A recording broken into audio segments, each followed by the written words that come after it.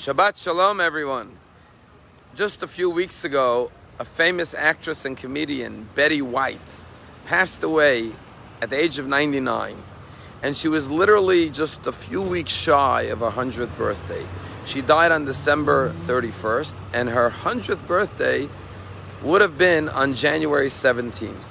And many magazines already began to publish special tributes to her on her 100th birthday, while other magazines were preparing articles to celebrate her 100th birthday. And everyone felt it was such a shame. She was so beloved and she just nearly made it to her 100th birthday. But there are actually two calendars. There's the solar calendar and the lunar calendar. We Jews, of course, follow the lunar calendar. And if you go back to Betty White's birthday, she was born in 1922, on January 17th of 1922, you'll see that the Hebrew date that she was born on was actually the 17th day of Tevet.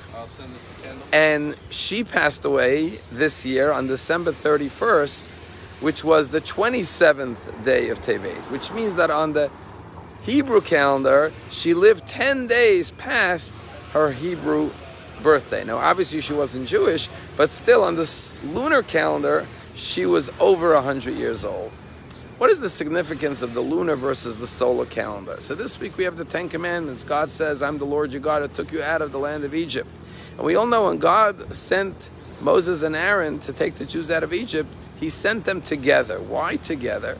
So our rabbis tell us that Moses represents the light of the sun, and Aaron, his brother, represents the light of the moon. The light of the moon is reflective. It receives from the light of the sun. And so too, every person has two dimensions to their life. On the one hand, they have to be like the sun. They have to radiate their own light. On the other hand, they have to receive. And these two dimensions of giving and receiving is very much like Moses and Aaron. When it came to the Ten Commandments, it says that all of the nations saw the sounds. And the question is, what does it mean to see the sounds? Usually you hear sounds. And our rabbis say that Judaism is not like television, but it's like radio. In other religions, they have idols and statues. They want to see their God. In Judaism, we say you can't see God. You could only receive God by hearing, by listening. Just like when two people have a relationship. If you see someone, you could know a lot about them. Their age, more or less, their strength. Maybe from the way they're dressed, you could discern certain things about them. But you only learn about a person when you listen to them, when you communicate with them. And the same thing is with God. You could look at the world and say, wow, God is awesome. But it's only by listening to the words that God spoke to us in the Torah that we really form an intimate bond and relationship with God. And that's why Judaism is all about Shema, hear, O Israel. It's all about listening and hearing. Because if we are going to be in the image of God, in all of our interpersonal relationships, we have to be able to listen and be able to hear one another, because that's the way we really bond with one another. What people want most is to be heard. People want to be listened to. And that's what makes relationships go well, when husbands listen to their wives and wives listen to their husbands and parents listen to children and friends. When we hear one another, when we make space to absorb someone else's perspective, that is the way we bond and connect with one another. And that's the same thing in our relationship with God. And indeed, while Moses was the great illuminary, it's Aaron who was the peacemaker, because Aaron was the one who knew how to listen and teach people the art of listening and absorbing. The same thing is true in our lives.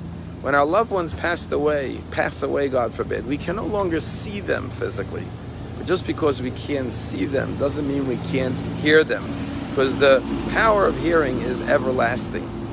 There's a story I remember once. A member of our congregation said to me, he was trying to make a big decision in his life. He said, Rabbi, I need to go and talk it over with my father. And I said to him, with your father? Your father passed away 8 years ago. I remember officiating at his funeral. What do you mean? And he said, Rabbi, I don't make any big decisions in my life without discussing it with my father. I could still sit down and talk to him, and I could hear him talking to me and answering me, because I knew him so well and I was so close to him that I could hear him speaking to me till this very day. So Judaism says, listen to the voice of God.